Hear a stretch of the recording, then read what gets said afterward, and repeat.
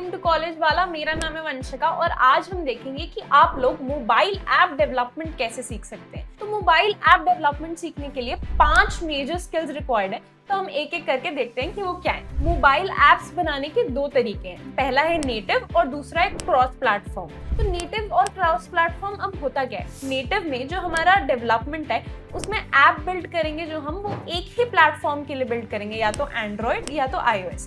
ये हमें पूरा कंट्रोल देता है ओवर द कैपेबिलिटीज ऑफ हमारे टारगेट प्लेटफॉर्म की, जिसकी वजह से जो यूजर एक्सपीरियंस है वो बहुत अच्छा होता है और जो परफॉर्मेंस है वो भी बहुत अच्छी होती है। अब इसका एक मेजर डिसएडवांटेज है कि जो हम ऐप बिल्ड करेंगे वो हमें डिफरेंट प्लेटफॉर्म्स के लिए डिफरेंट प्रोजेक्ट्स बिल्ड करने पड़ेंगे, यानी 2 डिफरेंट लैंग्वेजेस में हमें कोड करना पड़ेगा और 2 बार अलग अलग उसके लिए बग्स भी सॉल्व करने पड़ेंगे। इसकी वजह से जो हमारा डेवलपमेंट टाइम है वो थोड़ा इंक्रीज हो जाता है। अब नेक्स्ट चलते हैं हम क्रॉस प्लेटफॉर्म या मल्टी प्लेटफॉर्म पे। ठीक है, इसमें जो डेवलपमेंट टाइम है वो बहुत रिड्यूस हो जाता है क्योंकि हम सेम कोड यूज करेंगे फॉर डिफरेंट प्लेटफॉर्म्स और पोटेंशियली जो हमारे बग्स हैं वो भी कम हो जाएंगे और हमें वो बग्स एक ही बार फिक्स करने हैं, वो अक्रॉस ऑल प्लेटफॉर्म्स अपने आप फिक्स हो जाएंगे। ठीक है, तो अब हमारे नेटिव डेवलपमेंट में ऑप्शंस आते हैं। नेटिव डेवलपमेंट में iOS के लिए हम यूज करते हैं OBJ या फिर स्विफ्ट, और ऐसे ही नेटिव डेवलपमेंट फॉर एंड्रॉयड में हम यूज करते हैं जावा जो हमारी ट्रेडिशनल लैंग्वेज है और कोटलिन जो हमारी मॉडर्न और प्रेफर्ड अब लैंग्वेज है।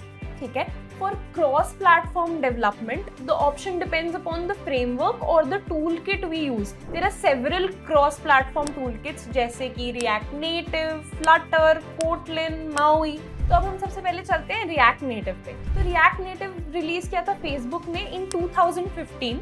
इसकी जो टूल किट है it let's you build mobile apps using JavaScript and react which is a popular library for web user interfaces। तो अगर आपको वेब डेवलपमेंट आता है तो आपके लिए बहुत स्मूथ स्विच हो जाएगा मोबाइल ऐप डेवलपमेंट में। तो जो लोग कहते हैं कि पहले वेब डेवलपमेंट करनी चाहिए मोबाइल, वो इसी पर्टिकुलर रीजन से कहते हैं क्योंकि रिएक्ट नेटिव अगर आप करेंगे तो वो आपके लिए बहुत ईजी हो जाएगा। Some of the apps which have been built by this are Microsoft Office, Skype, Facebook, ये सब रिएक्ट नेटिव के एग्जाम्पल्स। नेक्स्ट हम चलते हैं फ्लटर पे। तो फ्लटर एक गूगल प्रोडक्ट है जो 2017 में मार्केट में आया है, नॉट वेरी ओल्ड। ठीक है, इसमें प्रोग्रामिंग लैंग्वेज यूज होती है जिसका नाम है डार्ट, जो एक्चुअली एक बेस्ट पार्ट से बनाई गई है जावास्क्रिप्ट, जावा और सी के। ठीक है, some of the apps which have been build with Flutter are Alibaba, Google Pay. ठीक है, नेक्स्ट है कोटलिन। तो कोटलिन अभी सबसे रीसेंट है इन सब में। ठीक है, it uses Kotlin programming language which is a modern language जो जावा से ही इंस्पायर्ड है, तो काफी सिमिलैरिटीज हैं। कुछ एप्स जो बिल्ट हुए हैं कोटलिन से वो है मैकडॉनल्ड्स का ऐप, नेटफ्लिक्स, ये सब एप्स कोटलिन के एग्जाम्पल हैं। हमारा जो मल्टी प्लेटफॉर्म डेवलपमेंट है वो प्रेफर की जाती है to reduce development time and cost. तो मैं आपको यही सजेस्ट करूंगी कि आप रूल आउट कर दें जो हमारे ट्रेडिशनल नेटिव लैंग्वेज है उसको, और जो हमारे मल्टी प्लेटफॉर्म डेवलपमेंट है उस पर फोकस करें। ठीक है, तो अब इसमें से हम कौन सी क्रॉस फंक्शनल सोल्यूशन पे ध्यान दें वो आपका क्वेश्चन होगा। तो जो लैंग्वेज का टेक आप फेमिलियर हैं आप उसको प्रेफर कर सकते हैं। This is one way to look at it. The second would be कि अगर आप if you go with React Native तो तभी जाना जब आपने वेब डेवलपमेंट पहले से करा हो, तो आपका जैसे मैंने बताया कि स्विच बहुत स्मूथ हो जाएगा, तो उस केस में आप रिएक्ट नेटिव चूज कर सकते हैं। अगर हम जॉब अपॉर्चुनिटीज़ की बात करें तो रिएक्ट नेटिव, फ्लटर और कोटलिन में से आजकल क्योंकि कोटलिन सबसे नई है तो इंडियन मार्केट में इसकी जॉब अपॉर्चुनिटीज़ आपको ज़्यादा नजर आएंगी। यूएस मार्केट में अभी भी रिएक्ट नेटिव का ज़्यादा जो अपॉर्चुनिटीज़ हैं वो नजर आएंगी, बट आप इनमें से कुछ भी कर सकते हैं। इन दी एंड आपको मोबाइल ऐप डेवलपमेंट आना चाहिए। ठीक है, अपनी खुद की रिसर्च करिए, आपको क्या चीज़ पसंद आती है, आपका क्या रिक्वायरमेंट है, उस हिसाब से आपने देखना है। ठीक है, इनमें से कोई भी लैंग्वेज सीखने के लिए आपको 2 महीने का एटलीस्ट टाइम चाहिए। अगर आप रोज इस पे 3 से 4 घंटे डिवोट करते हैं तो आपको मोबाइल ऐप डेवलपमेंट तभी आएगा। ये तो हो गई हमारी पहली चीज। सेकंड है वर्जन कंट्रोल सिस्टम, जिसका एग्जाम्पल है हमारा गिट।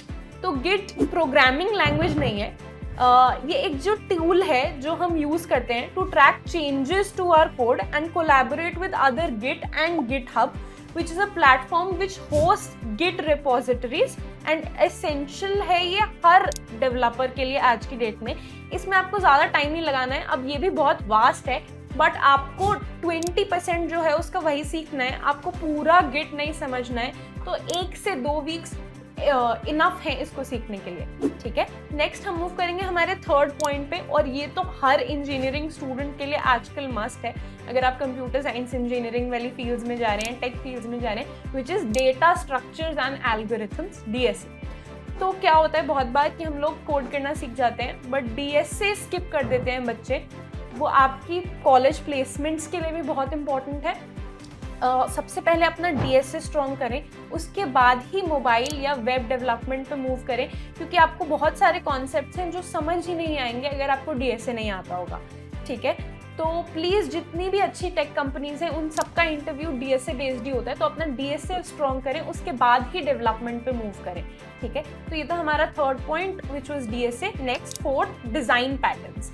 अब डिज़ाइन पैटर्न्स होते हैं solutions to common software design problems. इनमें से बहुत सारे पैटर्न्स हैं वो यूज़ होते हैं मोबाइल फ्रेमवर्क्स में, तो इनसे आपको डीपर अंडरस्टैंडिंग होगी ऑब्जेक्ट ओरिएंटेड डिज़ाइन प्रिंसिपल्स की and how these mobile frameworks work under the hood, ठीक है। इसके लिए 1 महीना काफ़ी है अगर आप इस पर थोड़ा टाइम देंगे। अब हम आते हैं अपने लास्ट पॉइंट पे जो हम पहले भी डिस्कस कर चुके हैं, विच इज़ मोबाइल फ्रेमवर्क्स। तो हमें डार्ट सीखना है फ्लटर के लिए और जावास्क्रिप्ट सीखनी है रिएक्ट नेटिव के लिए। तो इसमें भी आपको अगर अच्छी प्रोग्रामिंग नॉलेज है तो आपको 2 महीने में ये बहुत अच्छे से आ जाएगा, ठीक है। आपको रोज़ इस पे 1 या 2 घंटे लगाने हैं। तो अब हम देखते हैं अभी तक हमने क्या देखा है उसको समराइज करते हैं। तो हमें लैंग्वेज सीखना इंपॉर्टेंट है, गिट सीखना है, डेटा स्ट्रक्चर सीखने हैं, डिज़ाइन पैटर्न्स पे ध्यान देना है और फ्रेमवर्क्स पे ध्यान देना है।